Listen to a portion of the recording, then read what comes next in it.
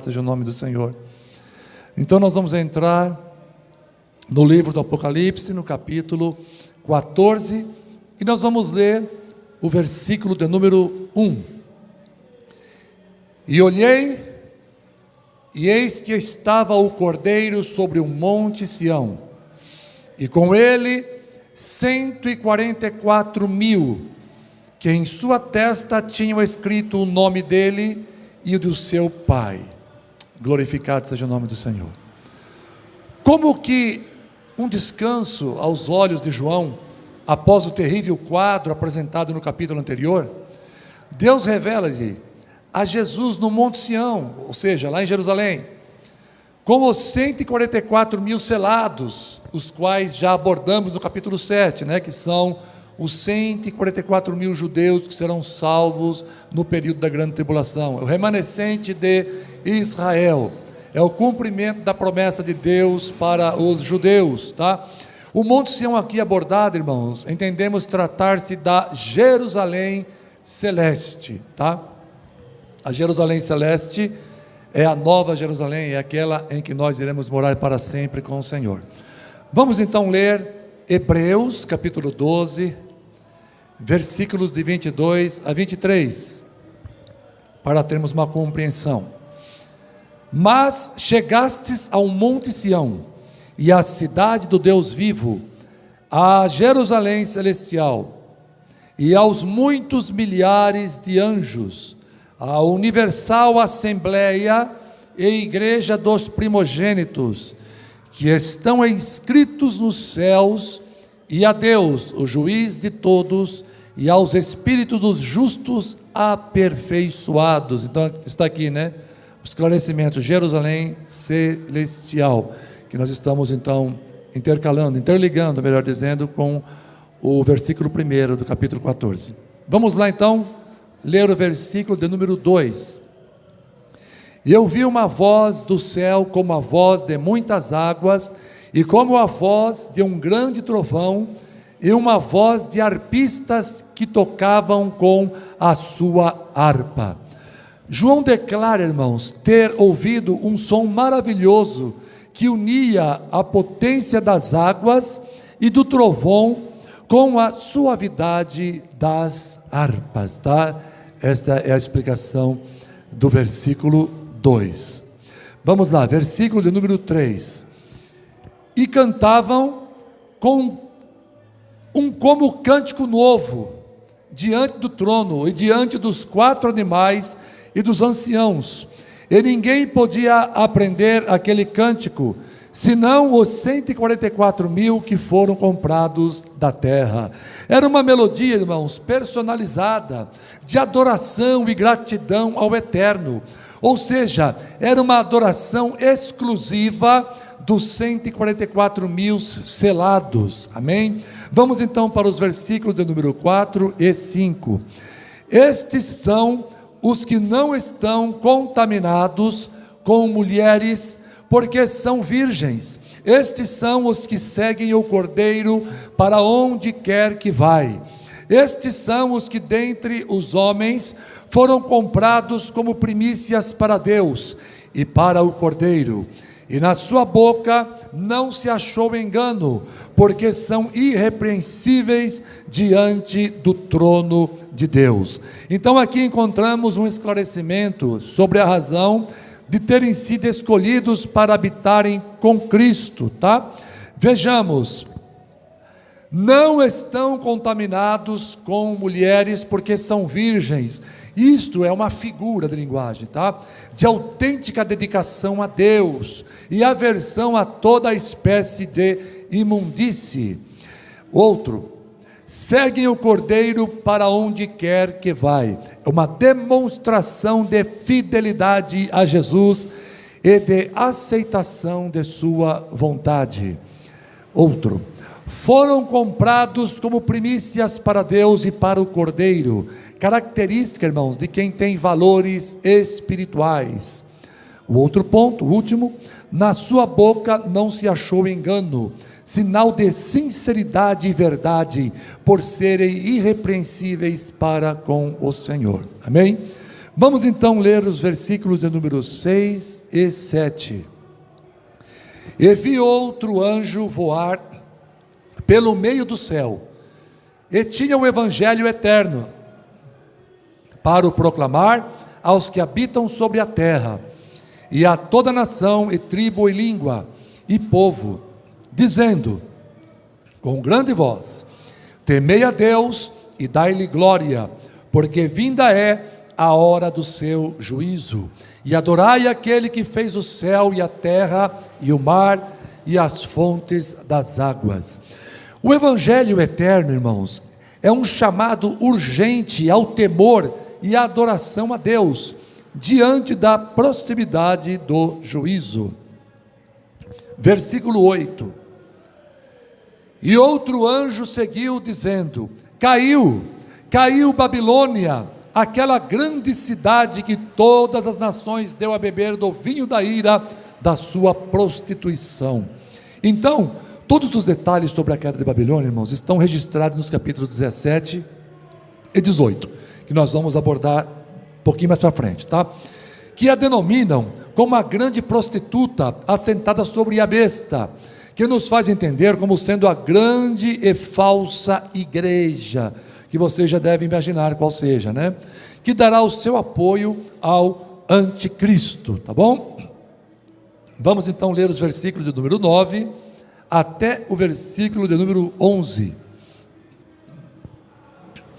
E o seguiu o terceiro anjo, dizendo com grande voz: se alguém adorar a besta e a sua imagem, e receber o sinal da testa ou na mão, também o tal beberá do vinho da ira de Deus, que se deitou não misturado no cálice da sua ira, e será atormentado com fogo e enxofre, diante dos santos anjos e diante do Cordeiro, e a fumaça do seu tormento sobe para todo sempre, e não tem repouso, nem de dia nem de noite, os que adoram a besta e a sua imagem, e aquele que receber o sinal do seu nome. Note, irmãos, que o objetivo de Deus não é causar um pânico sarcástico, promovendo desespero. O seu objetivo é conscientizar aos homens para que se recusem a adorar a besta. É uma verdadeira demonstração de um profundo interesse divino de salvar aos que atenderem ao seu apelo. Se Deus não avisasse do perigo, aí sim poderíamos questionar a sua bondade, mas Deus não é assim.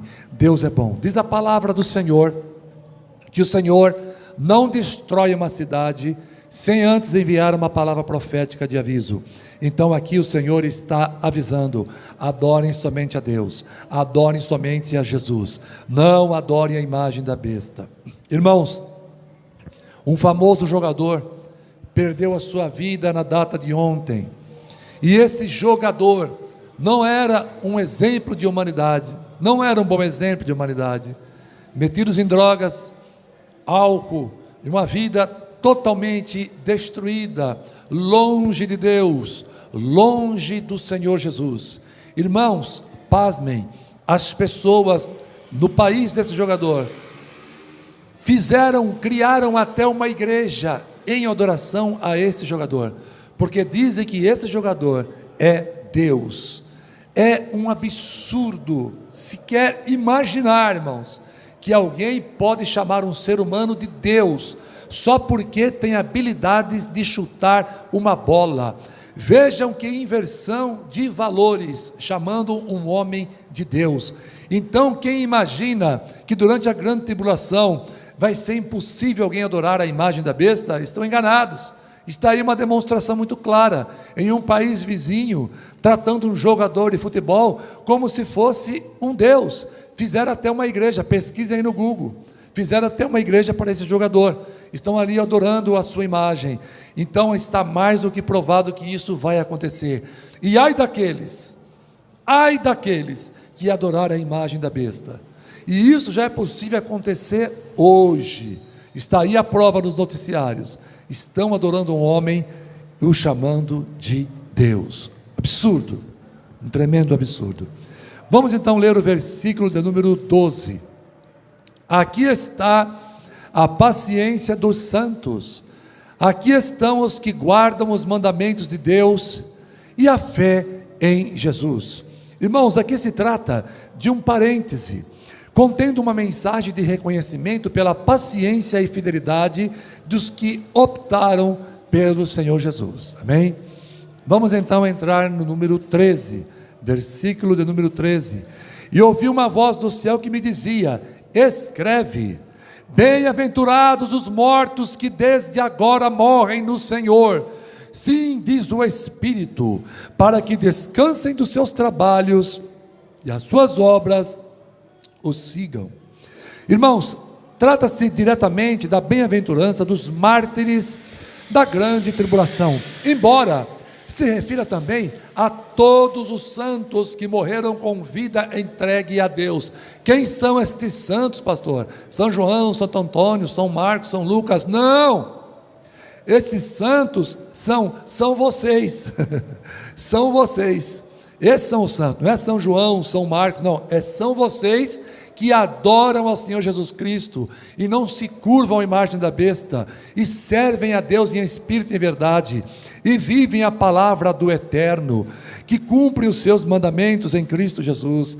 Então são esses que quando morrem são bem-aventurados, são felizes, porque não há uma extinção. Quando morremos, existe um estado de consciência que permanece na eternidade, aguardando a ressurreição dos nossos corpos, tá bom? Por isso, bem-aventurados são aqueles que desde agora morrem no Senhor. Não é igual esses que morreram em seu próprio nome, mas aqueles que morrem no Senhor, acreditando em Jesus Cristo, tá? Vamos continuar.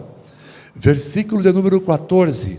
E olhei, e eis uma nuvem branca, e assentado sobre a nuvem, um semelhante ao Filho do Homem, que tinha sobre a cabeça uma coroa de ouro, e na mão uma foice aguda. João vê a Jesus, irmãos, pronto para exercer o juízo. Leamos Daniel, capítulo 7, versículo 13, para jogar luz aqui. Vamos entender. Olha que o profeta Daniel, irmãos, muitas coisas que ele profetizou é do Apocalipse. Veja bem, um homem que 700 e poucos anos antes de Cristo já havia profetizado, mais ou menos nessa época de 500, 700 anos de Cristo, já havia profetizado coisas apocalípticas. Vejam bem o que ele disse: eu estava olhando nas minhas visões da noite, e eis que vinha nas nuvens do céu um como o Filho do Homem, e dirigia-se ao ancião de dias, e o fizeram chegar até ele. Veja como é impressionante aqui a semelhança, né? Um semelhante ao Filho do Homem. Já Daniel profetizando isso há mais ou menos 2.500 anos atrás. Veja que coisa tremenda, hein, irmãos? Vamos lá, versículos 15 e 16. E outro anjo saiu do templo, clamando com grande voz ao que estava sentado sobre a nuvem: lança a tua foice e cega, e já vinda a hora de cegar, porque já a seara da terra está madura. E aquele que estava sentado sobre a nuvem meteu a sua foice à terra, e a terra foi cegada. Irmãos, este outro anjo não está ordenando a Jesus para que execute o juízo. Ele está, na verdade, clamando a Jesus, ou seja, suplicando, pedindo para que o Senhor execute o juízo, pois nenhum anjo tem autoridade sobre o Senhor Jesus. Também não nos parece razoável acreditar que um anjo estaria transmitindo uma ordem a Jesus, vinda do Pai, mesmo que viesse do Pai, mesmo porque Jesus, em todo o poder, Ele tem todo o poder nos céus e na terra, inclusive o de executar juízo. Ele determina, Ele não é determinado. Jesus Cristo é Deus. Ah, mas Jesus Cristo não é filho de Deus? Ele compartilha da mesma essência de Deus. Ele não é um ser inferior criado pelo Pai. Ele está no mesmo nível do Pai. Ele é Deus. Ele disse: eu e o Pai somos um. Então não existe um Deus de maior grandeza que o outro. Ah, mas Jesus disse que o Pai é maior que Ele. Lógico, quando em sua natureza humana, quando Ele desprovido da sua glória esteve por aqui, Ele mesmo disse que o Pai era maior que ele, não disse nenhuma mentira, porque ele é a própria verdade, mas nós temos que compreender o texto, olhar o contexto para interpretá-lo. Jesus Cristo é completamente Deus, não tenha dúvida disso, tá? Vamos continuar. Observe que a voz diz que a seara da terra está madura. Isso significa que Deus não toma nenhuma atitude fora do tempo, tá? Por que Deus já não executa juízo na vida desse homem? Olha como ele fala mal do pastor, como ele fala mal da igreja, como ele fala mal de Jesus. Por que Deus já não executa o juízo? Sabe por que Deus não executa o juízo? Porque precisa a pessoa amadurecer, até mesmo na sua maldade. Até mesmo em sua maldade, a pessoa precisa amadurecer. Então, Deus só executa o juízo quando a pessoa ou as pessoas praticantes do mal estão maduras para receber a sentença do Senhor. Porque se Jesus executasse o juízo enquanto ainda estivesse verde, seria um juízo muito pequeno para alguém que iria ainda praticar muitos males e seria merecedor de coisas ainda mais pesadas em sua vida. Então, enquanto não amadureceu a maldade da terra, Deus não a ceifou. Isso comprova que Deus é um Deus paciente. Muitas vezes acreditamos que Deus pratica a impunidade, mas na verdade é o seu imenso amor que o faz esperar pacientemente que o homem se arrependa, ou então amadureça para receber o seu justo castigo ou juízo, tá? Então o anjo passou a sua foice à terra, diz o texto, né? Isso nos faz entender o juízo do Senhor com respeito às nações da terra. Vamos ler um texto paralelo aqui, profético, lá no livro do profeta Joel, capítulo 3, versículos 12 e 14, ou melhor, de 12 a 14, Joel 3, de 12 a 14. Suscitem-se os gentios, as nações, né, os que não são judeus, e subam ao vale de Josafá, pois ali me assentarei para julgar todos os gentios em redor. Lançai a foice, porque já está madura a seara. Vinde, descei, porque o lagar está cheio, e os vasos dos lagares transbordam, porque a sua malícia é grande. Multidões no vale da decisão, porque o dia do Senhor está perto no vale da decisão. Olha que interessante, hein? Profeta Joel, profetizando algo que iria acontecer mais de 2000 anos depois, quem sabe perto de 3000 anos depois. Veja que coisa tremenda, e esse texto muito parecido com o que nós lemos aqui no livro do Apocalipse, as mensagens que João recebeu do Senhor Jesus. Vamos então para o versículo de número 17. E saiu do templo, que está no céu, outro anjo, o qual também tinha uma foice aguda. Irmãos, esse versículo parece nos trazer uma outra informação com respeito ao juízo, porém aparentemente o anjo aqui retratado se refere ao Senhor Jesus Cristo também, tá? Vamos lá, versículo de número 18.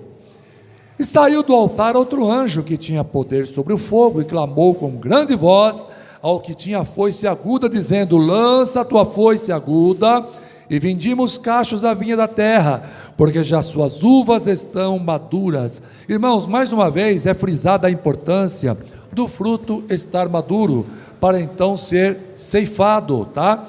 Aqui nos parece indicar ao Israel rebelde. Por quê? Pois encontramos indícios de que a videira na Bíblia representa Israel e não as nações, tá? Embora estejam inclusas as nações aqui nesse texto, mas é mais exclusivo para Israel, tá, do que para as nações. Vamos ler Isaías capítulo 63, versículo 6. E atropelei os povos na minha ira, está vendo, povos? E os embriaguei no meu furor, e a sua força derrubei por terra. Vamos ler também os Salmos 80 e o verso 8. Trouxeste uma vinha do Egito, lançaste fora os gentios e a plantaste, tá?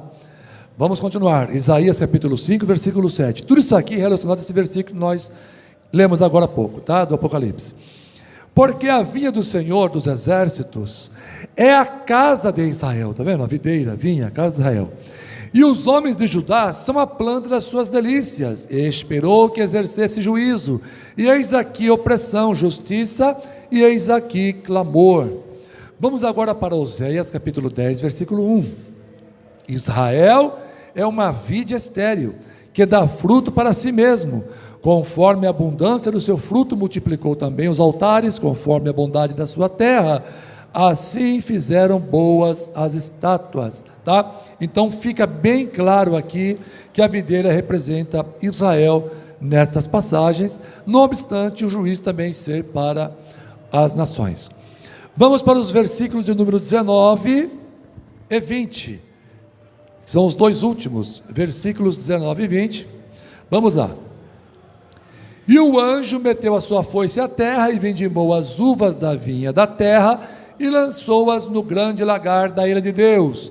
E o lagar foi pisado fora da cidade, e saiu sangue do lugar até aos freios dos cavalos, pelo espaço de 1.600 estádios. Que coisa tremenda! Terrível será esse juízo, irmãos, terrível.